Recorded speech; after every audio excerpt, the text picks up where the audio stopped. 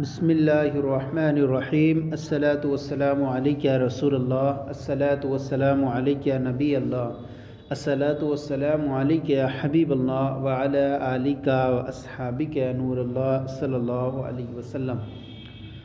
آج ہم آپ کے سامنے میعۃ عامل منظوم کا لیسن نمبر 9 اور یہ لاسٹ سبق آپ کی بارگاہ میں پیش کر رہے ہیں۔ اب تک ہم نے 8 سبق آپ کی بارگاہ میں پیش کیے تھے۔ آج تک جو ہیں عوامل لفظیہ کا بیان ہوا تھا اور پھر قیاسیہ کا بیان بھی ہوا اس میں۔ اب عوامل معنویہ کا بیان فرما رہے ہیں اس میں، اور یہ عوامل معنویہ 2 ہیں۔ ایک فعل مضارع مرفوع کا عامل معنوی ہوتا ہے اور دوسرا مبتدا و خبر کا عامل معنوی ہوا کرتا ہے۔ یہاں شعر بیان کریں گے، پھر اس کے بعد ترجمہ اور مزید مختصر سی وضاحت بیان کریں گے۔ آج کا جو سبق ہے وہ 29 شعر سے شروع ہے اور عوامل معنویہ کا بیان۔ تو شروع کرتے ہیں سبق۔ شعر نمبر 29۔ عامل فعل مضارع معنوی باشد بدا، ہم چنی معنی بود عامل یقین در مبتدا۔ عامل فعل مضارع معنوی باشد بدا، ہم چنی معنی بود عامل یقین در مبتدا۔ عامل فعل مضارع کا عامل معنوی باشد معنی ہے، بدا معنی جان لے، ہم چنی معنی اسی طرح، معنی بود یعنی معنوی ہوتا ہے، عامل یقین یقیناً، در معنی میں، مبتدا میں۔ لفظ ترجمہ ہوگا اس کا کہ فعل مضارع کا عامل معنوی ہوتا ہے، بدا سے شروع کریں، بدا کے جان لے کہ فعل مضارع کا عامل معنوی ہوتا اور اسی طرح معنوی ہوتا ہے در مبتدا میں، اسی طرح عامل معنوی ہوتا ہے مبتدا میں یقیناً۔ اب لفظی ترجمہ ہوگا اس کا، یہ اس کا جو انہوں نے ترجمہ پیش کیا ہے، جان لے فعل مضارع کا عامل معنوی ہوتا ہے، عامل رافع معنوی ہوتا ہے اور اسی طرح در مبتدا میں بھی عامل معنوی ہوتا ہے، اسی طرح مبتدا میں بھی عامل معنوی ہوتا ہے۔ وضاحت فرما رہے ہیں عامل فعل، اس سے پہلے عوامل لفظیہ کا بیان تھا، اب عوامل معنویہ کا بیان ہے، جس کا خلاصہ یہ ہے کہ 2 چیزوں کا عامل معنوی ہوتا ہے۔ نمبر 1 فعل مضارع مرفوع کا عامل، صرف مطلقاً نہیں فعل مضارع کا، جبکہ فعل مضارع مرفوع ہو، ورنہ منصوب یا مجزوم ہو تو وہاں عامل لفظی ہوگا۔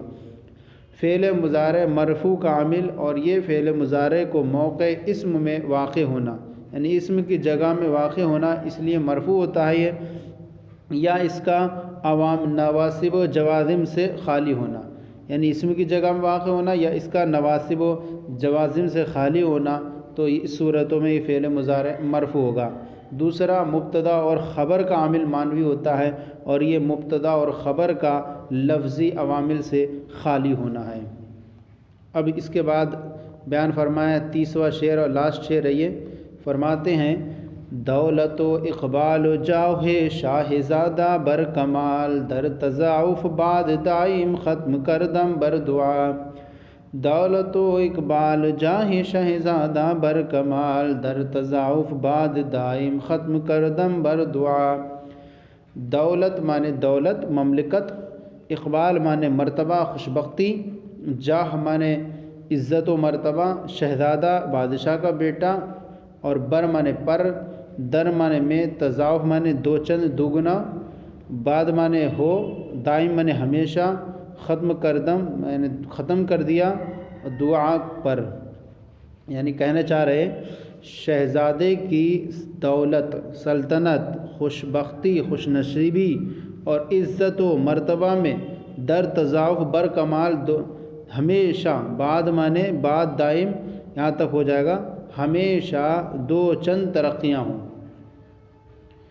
کہیں گے شہزادے کی سلطنت اور اقبال خوش نصیبی و جاہو اور عزت میں، اب یہاں دائم کا معنی ہمیشہ، در تضاعف 2 چند بر کمال ترقیاں ہوں، اور ختم کردم بر دعا، اور میں نے اسی پر اپنی دعا کو ختم کر دیا، یعنی اسی دعا پر میں نے ختم کردم نظم، یعنی اس دعا پر میں نے اپنی نظم کو ختم کر دیا۔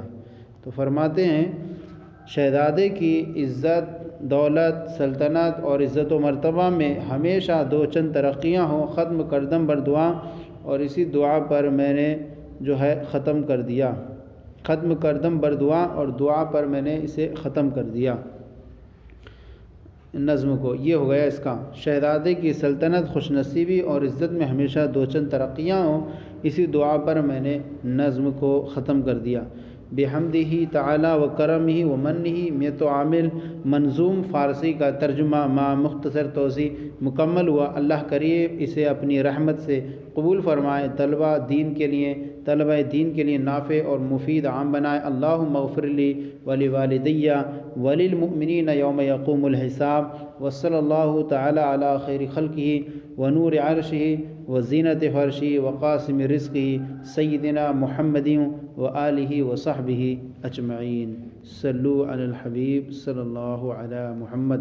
تو یہ آج کا سبق مکمل ہو گیا، لیسن نمبر 9 تھا، اور آج کا یہ منظوم یہ تو عامل منظوم پوری کتاب مکمل ہو گئی۔ آج کا یہ سلسلہ آپ کی بارگاہ میں پیش کیا گیا، کیسا لگا ضرور بتائیں، اگر کوئی کمی ہو تو اصلاح فرمائیں، اور ہمارے چینل درس نظامی کو سبسکرائب کریں، دوسروں کو شیئر کریں تاکہ دوسرے بھی آپ کے ساتھ ثواب میں شریک ہو جائیں۔ جزاکم اللہ خیرہ، اللہ آپ کے علم میں برکتیں عطا فرمائے۔